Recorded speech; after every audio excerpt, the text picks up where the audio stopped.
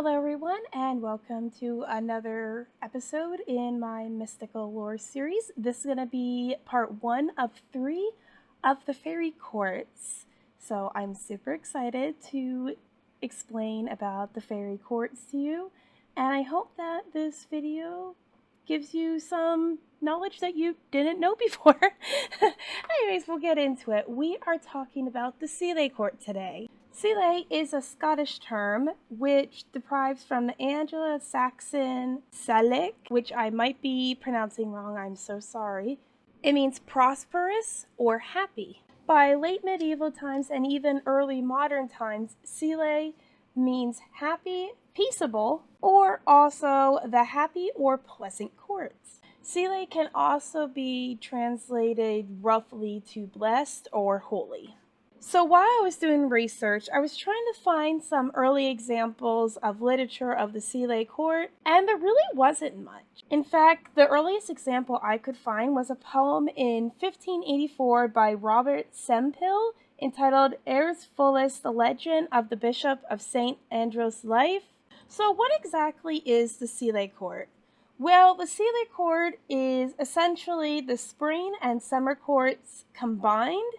While they sound nice, they actually are still kind of as what we humans would consider evil.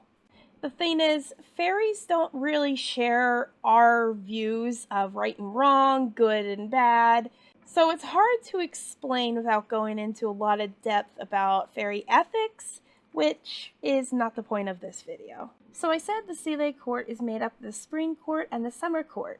Well, I figure I should probably explain a little bit about them. So we'll first start with the spring court. The spring court is considered calmer than the summer court.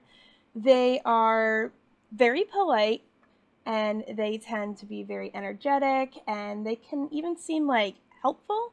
However, they do lure humans, as all fairies do. They tend to use sweet dew. They also have a huge curiosity.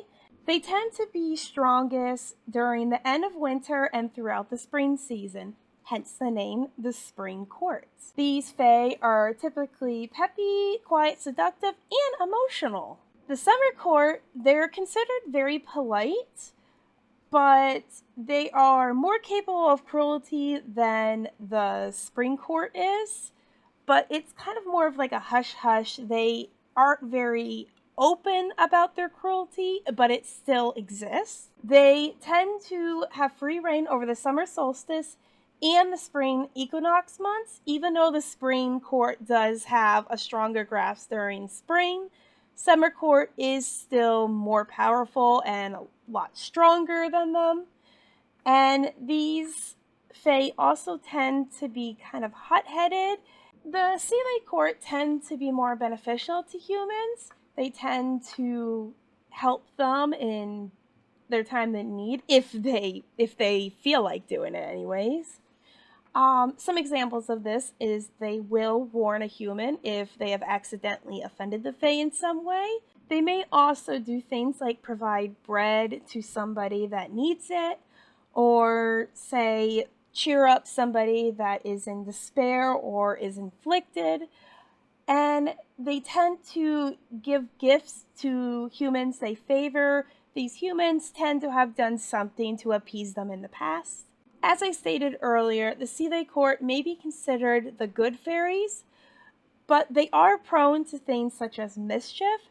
And if you would offend or insult a fae, they will make sure that they get their revenge. And this could be in many, many different ways. A good example of this comes from a story called Ballad of Mary O'Craigeton. I probably mispronounced that so horribly, I'm sorry again.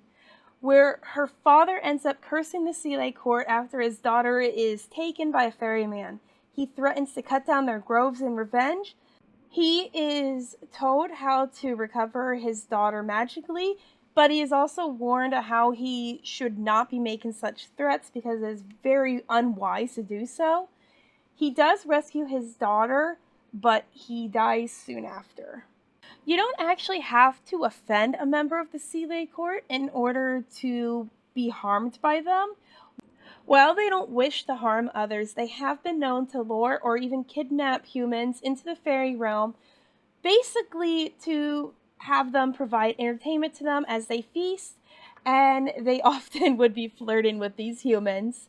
They don't see anything wrong with using enchantments on other creatures to compel them to do certain things that they want, because to a fae, a charmed partner is a consensual partner. The Seelie Court is organized and very structured.